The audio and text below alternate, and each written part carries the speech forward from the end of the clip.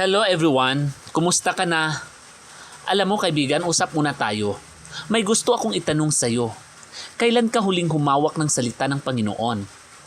Sa mundong puno ng ingay, negatibong balita at mga problemang hindi matapos-tapos, madalas nakakalimutan nating buksan ang Biblia o Quran. Pero tandaan mo, ang salita ng Panginoon ay hindi lang para basahin. Ito ay gabay, lakas at pag-asa. Kapag pakiramdam mo ay mag-isa ka, ipapaalala nito na hindi ka niya kailanman iiwan.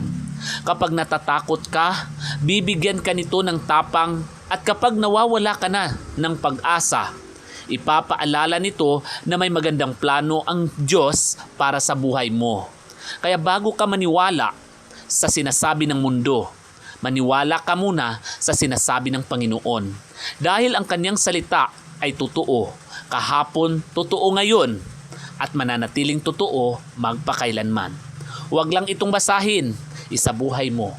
Doon nagsisimula ang tunay na pagbabago. Maraming salamat kaibigan. Bye-bye everyone. Ingat kayo lagi.